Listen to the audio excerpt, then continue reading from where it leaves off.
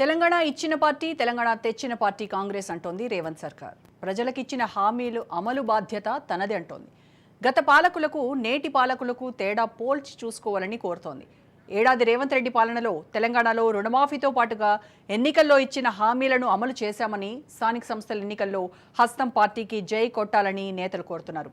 ఇప్పుడు జరుగుతున్నటువంటి అభివృద్ధి, సంక్షేమ పథకాలు మరింతగా కొనసాగాలంటే కాంగ్రెస్ పార్టీకి జై కొట్టాలని ఆ పార్టీ నేతలు చెప్తున్నారు. పార్టీ నాయకత్వాన్ని పూర్తి స్థాయిలో గ్రౌండ్లోకి దించి హస్తవాసి చూపించుకోవాలని తహతహలాడుతోంది. ఒక్కో పథకాన్ని అమలు చేసి ప్రజల మన్ననలు పొందాలని కాంగ్రెస్ యోచిస్తోంది.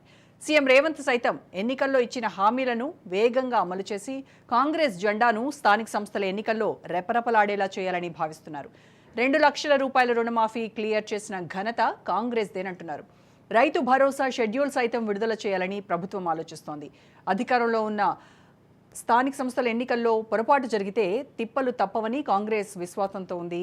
ఇక దీనికి సంబంధించి మరిన్ని అప్డేట్స్ మా ప్రతినిధి రాజు అడుగుదాం. రాజు, స్థానిక సంస్థల ఎన్నికలే లక్ష్యంగా కాంగ్రెస్ పార్టీ జనాల్లోకి వెళ్లాలంటుంది. ఇన్ కేసు అధికారంలో ఉన్నటువంటి పార్టీ కనుక స్థానిక సంస్థల ఎన్నికల్లో సీట్లు గెలుచుకోలేకపోతే అది రకంగా చాలా అవమానకరంగా పరిగణించాల్సి వస్తుంది. సో అలాగే స్థానిక సంస్థలు అండ్ వాళ్ళు చేసినటువంటి హామీలు ఏవైతే ఉన్నాయో వాటన్నింటినీ అమలు దిశగా మేము ప్రయత్నం చేయబోతున్నాము, ఒక్కొక్క హామీ తీసుకొని వాటి అమలుకి చాలా కృషి చేస్తున్నాం అనేటువంటి సంకేతాలు ఇవ్వడానికి ప్రజల్లోకి ఏ రకంగా వాళ్ళు ముందుకెళ్తున్నారు?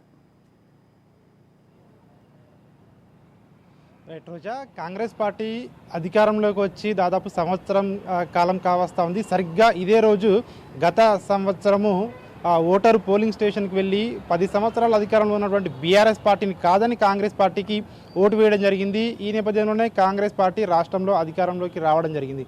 ముఖ్యంగా కాంగ్రెస్ పార్టీ ఇచ్చినటువంటి ఏవైతే 6 గ్యారంటీలు, అదేవిధంగా ఇతర హామీలు ఉన్నాయో ఆ హామీలకు ముఖ్యంగా ఆకర్షితులై ఓటు వేశారని చెప్పేసి కూడా ఇటు కాంగ్రెస్ పార్టీ కూడా నమ్ముతా ఉంది.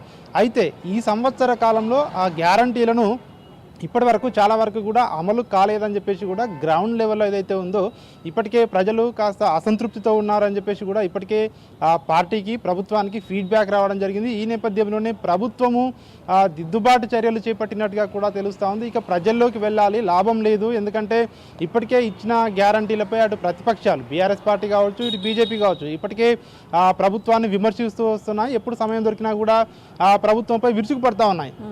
ఈ నేపథ్యంలోనే ఇప్పటికే ప్రజల్లోకి వెళ్లాలని నిర్ణయించినటువంటి కాంగ్రెస్ పార్టీ మనం చూస్తా ఉన్నాం. ఈరోజు మహబూబ్ నగర్లో రైతు పండుగ పేరుతో గత 2 రోజులుగా కూడా ఈ యొక్క ఉత్సవాలు నిర్వహిస్తూ ఉంది. రైతు రుణమాఫీ గతంలో ఎన్నడూ లేని విధంగా దేశంలో 2 లక్షల రుణమాఫీని చేసిన ఘనత కాంగ్రెస్ ప్రభుత్వానిదే అని చెప్పేసి కూడా ఇటు కాంగ్రెస్ ప్రభుత్వం చెప్పే ప్రయత్నం చేస్తూ ఉంది. దీనికి తోడు ఏదైతే రైతు భరోసా ఉందో ఈసారి ఇవ్వనటువంటి రైతు భరోసా వచ్చేసారి నుంచి పెంచిన రైతు భరోసా గతంలో 5,000 ఉన్నదాన్ని 7,500కి పెంచి ఇస్తాము అని చెప్పేసి కూడా కాంగ్రెస్ ప్రభుత్వం చెప్తా ఉంది. వీటితో పాటు ఏవైతే అమలు చేయని హామీలు ఉన్నాయో, ముఖ్యంగా ఇందిరమ్మ ఇండ్లు ఏవైతే ఉన్నాయో వచ్చే నెల నుంచి కూడా ఇందిరమ్మ ఇండ్లు కూడా ప్రారంభిస్తాము. మొదటగా అత్యంత పేదలకు, అదేవిధంగా సొంత స్థలం ఉన్నలకు కూడా ఇందిరమ్మ ఇళ్ల పథకం వర్తింపజేస్తామని చెప్పేసి కూడా ఇప్పటికే ప్రభుత్వం అయితే నిర్ణయం తీసుకుంది. దీనికి సంబంధించి ఇప్పటికే విధి విధానాలు కూడా ఖరారు చేసే పనిలో ప్రభుత్వం పడింది.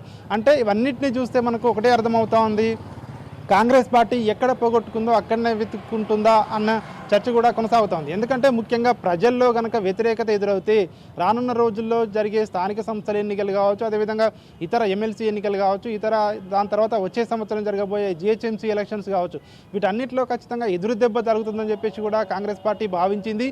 ఇచ్చిన హామీలు ఏవైతే ఉన్నాయో ప్రజల్లో వ్యతిరేకత రాకుండా ఉండాలంటే ఖచ్చితంగా హామీలను అమలు చేయవలసిన అవసరం ఉంది అని చెప్పేసి పార్టీ గుర్తించింది.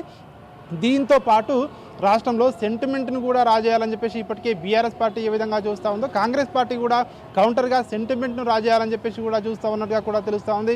ఎందుకంటే డిసెంబర్ 9 సెంటర్గా చేసుకొని కాంగ్రెస్ పార్టీ ఈ యొక్క సెంటిమెంట్ చేసే అవకాశం కూడా కనిపిస్తూ ఉంది. రేపటి నుంచి డిసెంబర్ 1వ తేదీ నుంచి 9వ తేదీ వరకు నిర్వహించబోతా ఉన్నటువంటి ప్రజాపాలన విజయోత్సవాలు ఏవైతే ఉన్నాయో ఇవి 9 రోజుల పాటు నిర్వహిస్తామని చెప్పేసి ఇప్పటికే ప్రభుత్వం ప్రకటించింది. డిసెంబర్ 9వ తేదీన గతంలో తెలంగాణ ప్రకటన వచ్చిన తేదీ ఏదైతే ఉందో డిసెంబర్ 9వ తేదీన సోనియా గాంధీ పుట్టినరోజు ఏదైతే ఉందో ఆ డిసెంబర్ 9వ తేదీనే రాష్ట్ర సచివాలయంలో తెలంగాణ తల్లి విగ్రహావిష్కరణ కావచ్చు, అదేవిధంగా ఇంకా కొత్త కార్యక్రమాలకు ఆ రోజు కొన్ని ప్రకటనలు కూడా చేసే అవకాశం ఉంటుంది అని చెప్పేసి కూడా ఇప్పటికే మనకు వార్తలు వస్తా ఉన్న నేపథ్యంలో ఇవన్నింటినీ చూస్తుంటే కూడా గ్రౌండ్ లెవెల్లో ఏదైతే ప్రజల్లో ఇప్పటికే వ్యతిరేకత ఉంది. ఇప్పటికే చాలామంది కూడా పోల్చి చూస్తూ ఉన్నారు. గత 10 ఏళ్ల బీఆర్ఎస్ ప్రభుత్వం పరిపాలన ఏ విధంగా ఉంది, ఈ సంవత్సర పాటు కాంగ్రెస్ పరిపాలన ఏ విధంగా ఉంది అని ఇప్పటికే కంపారిజన్ స్టార్ట్ అయింది. ప్రతిపక్షాలు కూడా ప్రభుత్వాన్ని విమర్శిస్తూ ఉన్న నేపథ్యంలో ఇప్పటికే ఇంకా నష్టం ఎక్కువ జరిగే అవకాశం ఉంది కాబట్టి ఆ నష్టాన్ని పూడ్చుకోవడానికి అదేవిధంగా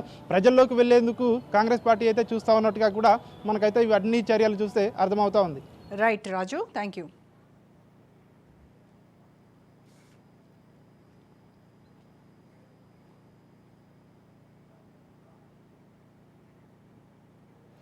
పవర్ స్టార్ పవన్ కళ్యాణ్ జనసేనాని